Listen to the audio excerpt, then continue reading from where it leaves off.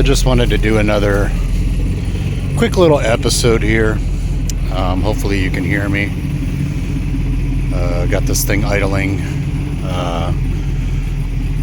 Tuner is trying to get the idle kind of finalized. So doing some tweaking on that. Just trying to work with those logs at the moment. So it's kind of doing a idle relearn right now after doing a throttle clean. So she's running a little rough at the moment, just at idle. Driving around, it's running very, very nice. I can't complain. Driving around has been pretty flawless. It scoots pretty good.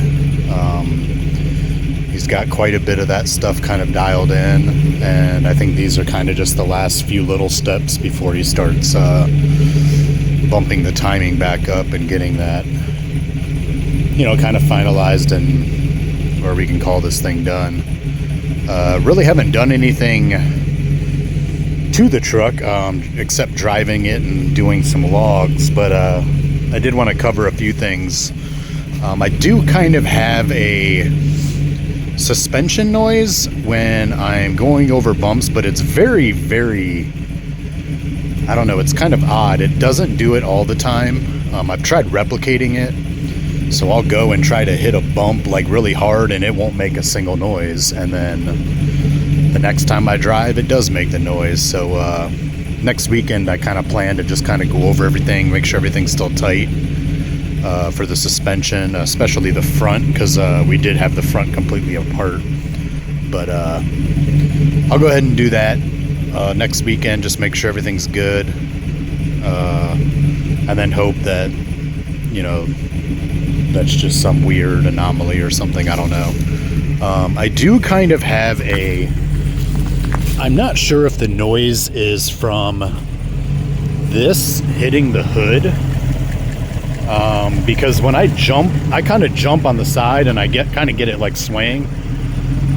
Sometimes I can hear the noise like up in here, and then sometimes I don't. If I have the hood open, I don't hear it at all. But anytime I look at this, it's actually, I've got about, I'd say a good inch between this and this when I close the hood. So I'm not really sure why it would hit that. I mean, this is a little loose, but not enough that I think that would hit. But I'm not really sure. So I'll keep kind of chasing that. Doesn't sound like it's anything with the engine. It's just something, it's definitely something suspension-wise. It may be my sway bar. I don't know if I've even discussed this, but I do still run a sway bar. My sway bar is actually it's kind of shifted a little. It's kind of weird because the bushings are bonded to the sway bar. So because of that, their sway bar should not move left and right from removing it and reinstalling it and all that. Those bushings should stay in the same spot. So I'm not really sure why, but for some reason my sway bar is I think it shifted it shifted one way. I don't remember which way, but I do have some new bushings coming. I went up to the Level Up bushing setup, so that should be here by next week sometime. So I'm gonna go ahead and do that. That way I can recenter it. So I don't know if that might be this kind of occasional noise. We'll see. I'll throw those on there. I mean, they're pretty easy to install, and I'll kind of go from there and see what's up. But that's kind of the only thing I can think of. I have kind of gone around and shaken everything, and I haven't found anything loose. So I'll kind of just work with that and see where we end up. Kind of another thing from just doing a bunch of driving lately. So my front drive shaft, the very, very front part of it, or I should say basically the part that attaches to the front diff. Those that remember, I do have a double cardan coming off of the transfer case that goes into the front diff. So that operating angle needs to be 0 degrees. I've checked it multiple times and it should be 0 degrees with my diff drop, with my drop on the front cross member. I'm gonna double check that because that U-joint is getting pretty hot. I can't tell if that's just because it's kind of really close to the exhaust, or if it's actually angled a little bit too much and it's causing it to heat up. But that's kind of going to be the next little kind of step next weekend, because I do not have the vibration anymore that I was feeling, but I do still have kind of a, I think the best way to describe it is it's kind of like a binding. You know, if you've ever turned your truck with the rear diff locked, and you're in 4-wheel drive and you kind of get that, or even if you're just in 4-wheel drive and not locked, you kind of get that kind of binding feeling.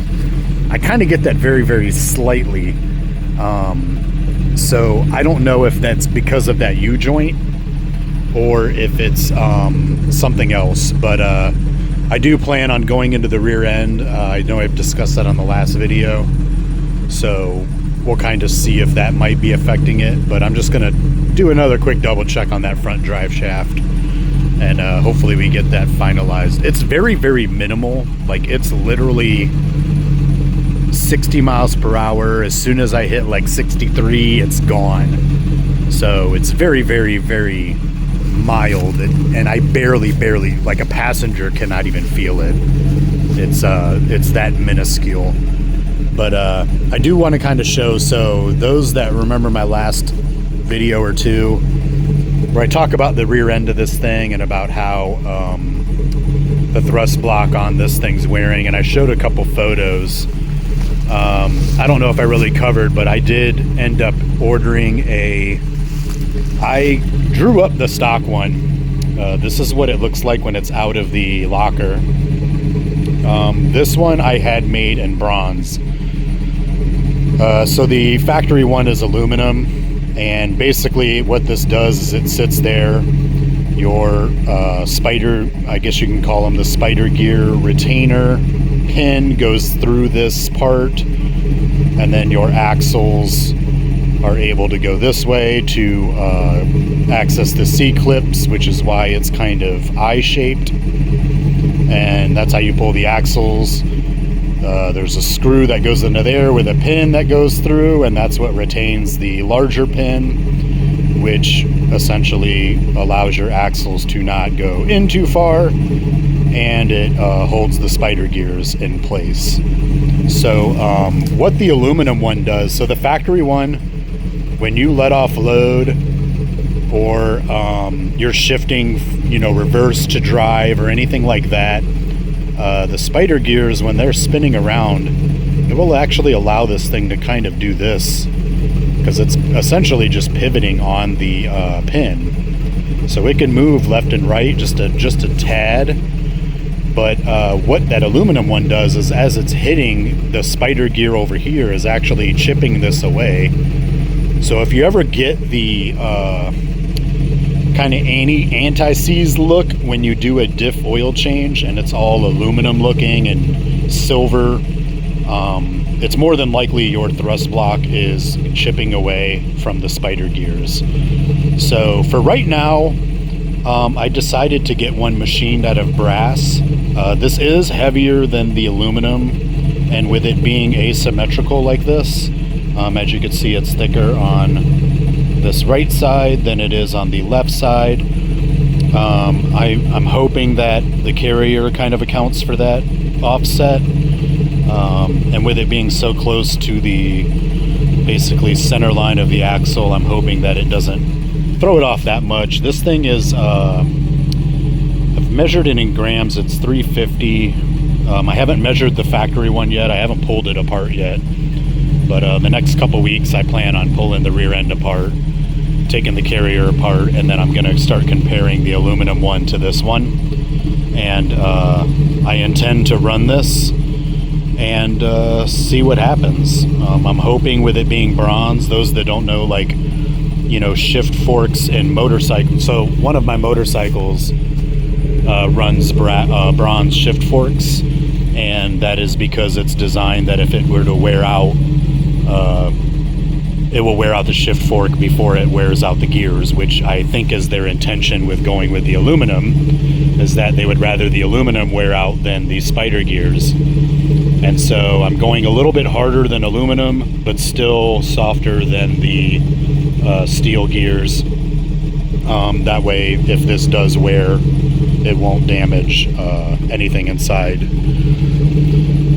the rear diff. So we're going to get into that probably in a couple weeks. I'll show some videos. I'll probably do a video of me taking the carrier apart to kind of show how this gets installed, because if this does work and it seems to hopefully not wear at all, or at least be able to buy people way more time, because as of right now the carrier is on back order, and I'm calling the carrier the E-Locker. It's E-Locker carrier, same thing, for the rear end. But as of right now it's on back order. It's been back ordered for about 6 months, and most of the people that need a carrier is because they need this part, which GM does not sell separately. So if this works and I can get it to work, I'll put a bunch of miles on it. You know, me pushing this thing with a V8 will get some pretty good testing on whether or not this thing's gonna hold up better than the aluminum. I might place some bulk orders and sell these if people are interested. And so I intend to do a video showing how I replace this, because it is a little involved. You can't just slide the old one out, because the opening is actually a tad smaller than this. So you actually have to take the E-Locker out and dismantle it to get to this. It's not very hard. The big thing is just making sure that you do not lose track of where your shims and your races came from, because you're going to need to put that back together the exact same way so that your gears are meshed properly.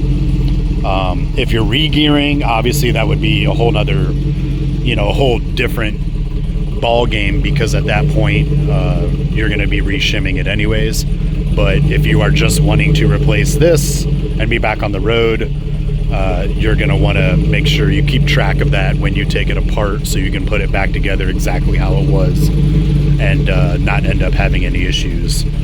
But yeah, I just kind of wanted to show that this is kind of the newest update. This is already threaded for the factory pin. I had drawn this probably about a year ago, when carriers were more readily available, and they were actually only about $550 to $600, and the price of this wasn't justifiable at that time, because I could have bought the whole carrier for a little bit more than what this ended up costing me. But if I bulk order this, the cost will actually go down. So now that more people are popping up with problems, bulk ordering this might end up being beneficial to more than just me. So wanted to kind of just cover that and give a quick little update. I think we've gotten some good idle learning here, so I'm going to go ahead and take this thing out for a spin and get another log for the tuner, and hopefully we finish tweaking this thing, and see you guys on the next one.